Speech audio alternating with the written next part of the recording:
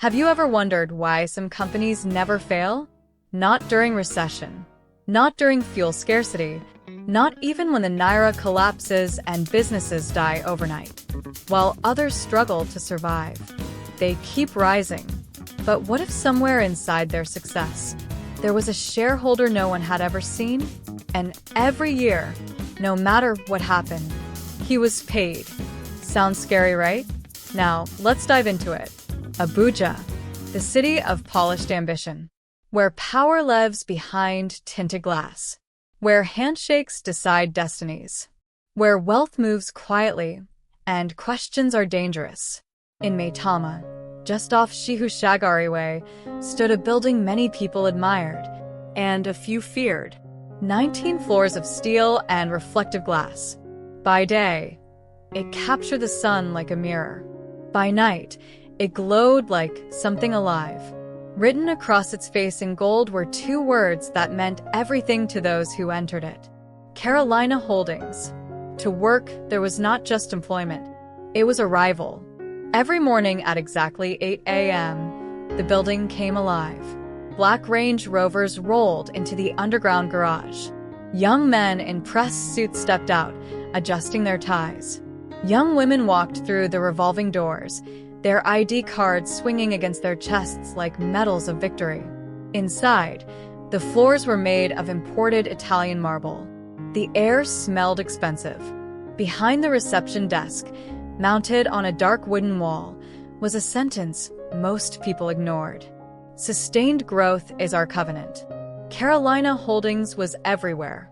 They built estates in Lagos, owned oil blocks in the Niger Delta, handled government contracts worth billions. When other companies collapsed, Carolina expanded. When investors panicked, Carolina acquired. When the economy suffered, Carolina prospered.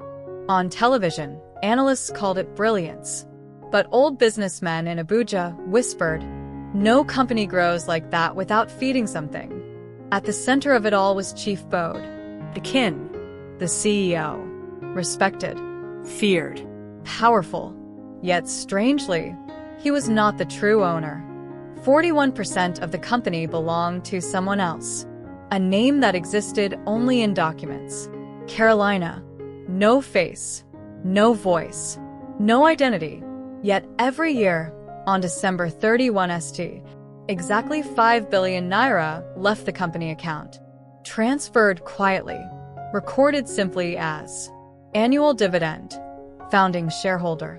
No one questioned it, because questioning things in Carolina Holdings had consequences. This was the empire Obinna walked into.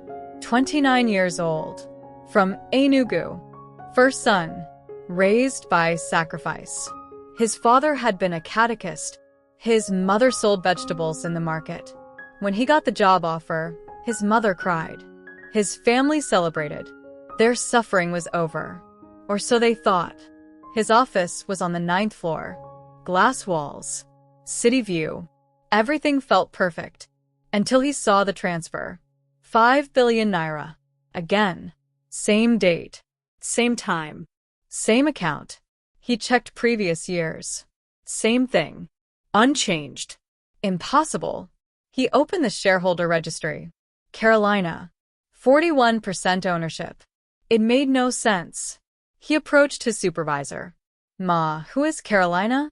She froze, then said quietly, "That transfer must never be delayed." He hesitated. "That wasn't my question." She looked at him. Intelligence is knowing which questions keep you alive. That night, Obinna could not sleep, because something was wrong, very wrong. Then he discovered something worse. Every year before the transfer, a senior staff member suffered tragedy, sudden death, accident, disappearance.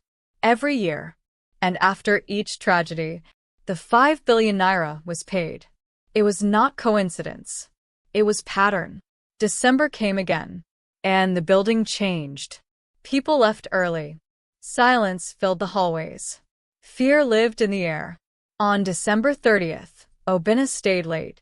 At 11 p.m., the elevator opened by itself.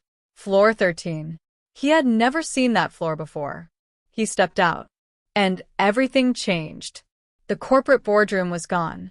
In its place was something older. Candles burned. Red cloth covered the table.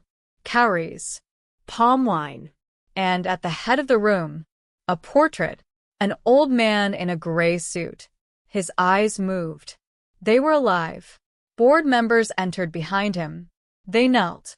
Executives. Powerful people. Kneeling. Chanting. Ronk spoke softly. You were never meant to see this. Obinna trembled. Who is Carolina? She pointed at the portrait. The founder. But he died. She nodded. Yes. Silence. Then she said the words that broke everything. He never left. She explained.